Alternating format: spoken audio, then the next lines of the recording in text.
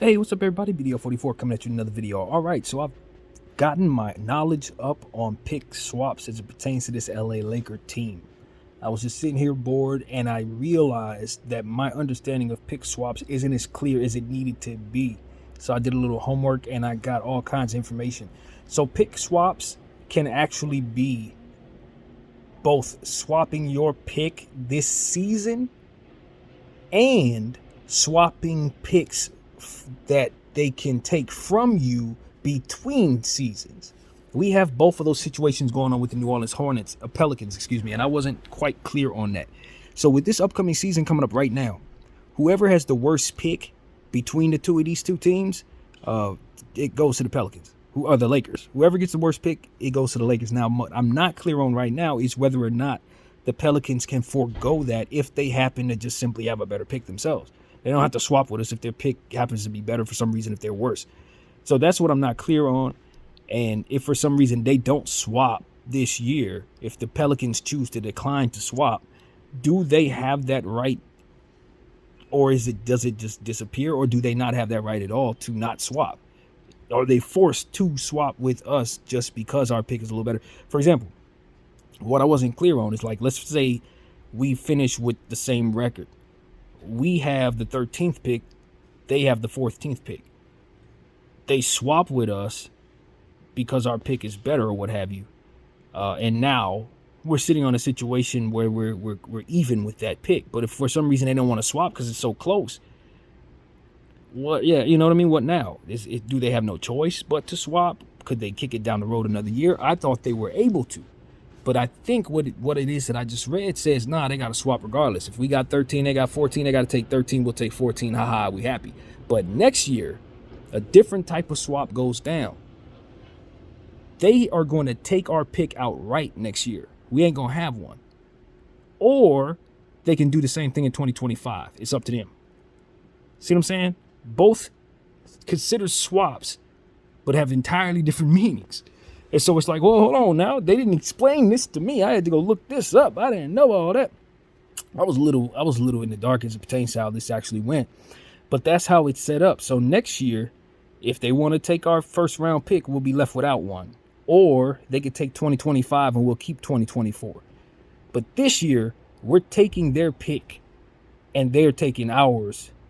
And whether or not they have a choice not to do that still ain't clear to me. I don't know. That's just not. They didn't explain that part in the articles I read, and I read like 3 of them. So that's what I understand. And as we go forward, we already know that we've mortgaged a lot of our second rounders, which I don't think really holds much value anyway. But we got potentially some things going on with our natural second round picks all the way through 2029. The Rui Hachimura trade had us giving up 2029 second round picks, so. Yeah, we're a long way away from seeing that manifest. But that's what I wanted to bring to the table. It's just let you guys know what our situation is. We're going to be getting a pick this year. Some type of first-round talent will be on our team next year unless we trade it. And given the fact the New Orleans Hornets are currently in the 7th place, we're fighting to get into 8th place, hopefully with a chance to get to 7th place after things shake out tomorrow with some teams. There's not a big difference between us and New Orleans. We're right here next to each other. We're all in the same boat. So if their pick is a little better than ours, then they, I guess there's no swap. The swap dissipates, I guess, because there certainly won't be this type of swap next year, obviously, with the new swap being as it is with our, forced situation. Now, I don't know if they'll be able to swap those 2 picks and then kick it down the road and say, we'll just take. I don't know how that works, man. I guess they would get 2 picks next year or the year after that. I don't know. But the logic is still in place to where we understand at the very least that we will get a first-round pick in 2023's upcoming NBA draft, which is a really big deal. And the reason why you can't trade some of those picks because you won't necessarily know the value of those picks, so how could anyone trade for them?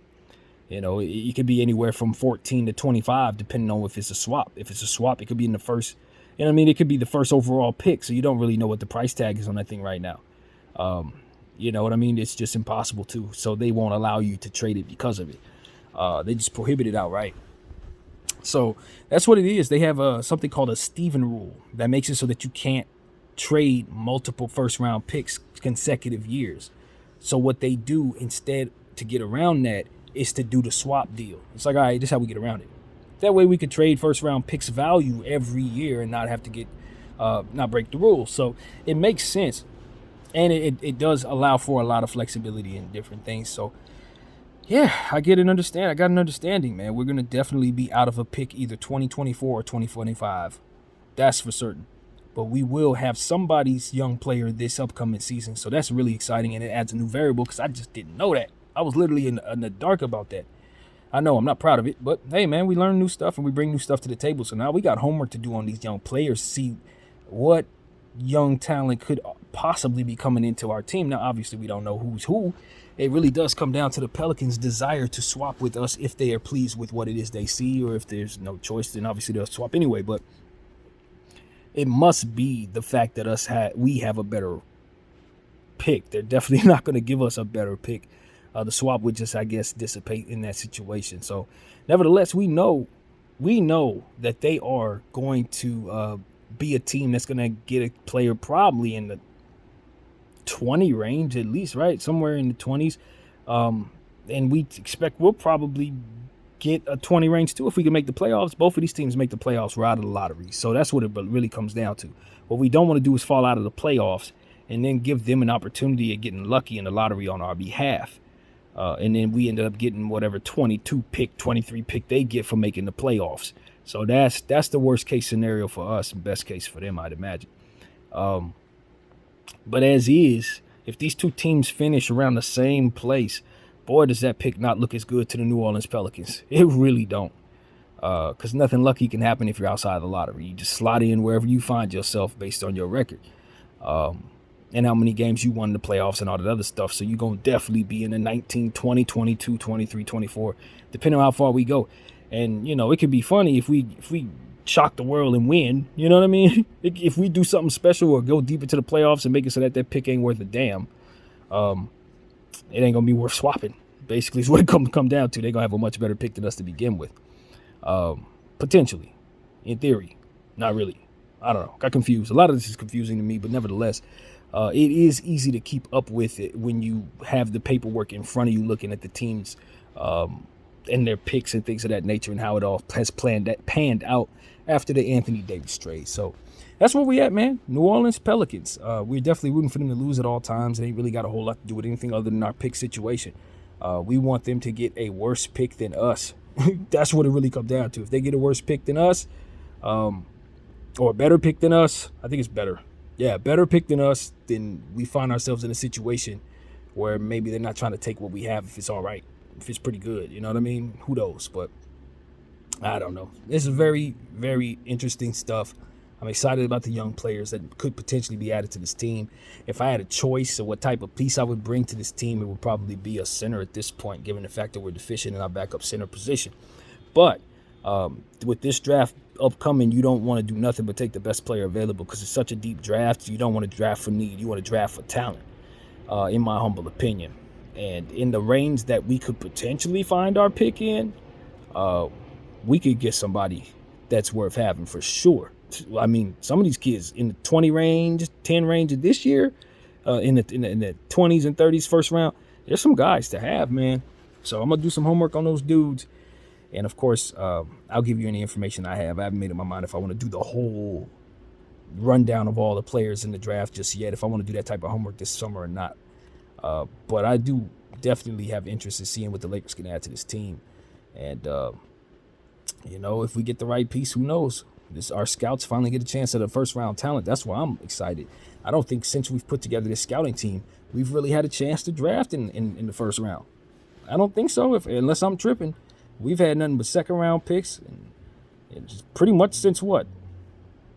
BI, basically? Like, when was the last time we drafted a lottery pick that was worth, a real lottery pick? I don't think we've had one, or a first-round pick that you could really consider. Nah, maybe Kuzma? You know what I'm saying? And that was a late-round pick. So I want to see what these scouts can do, man. That's what I want to see. And if they can add another high-level, overachieving player from that particular range of talent, we will probably have ourselves an all-star or something. So that's what I'm hopeful for, man. For the time being, I'm going to listen back to this video, see if it made any sense at all. because I feel like I'm even more confused about what the option is in regards to the first year. But nevertheless, I'm sure it makes a lot more sense than I made it sound if you just put together the understanding that New Orleans will then take our pick if for some reason we suck real bad. So that's what we have to understand.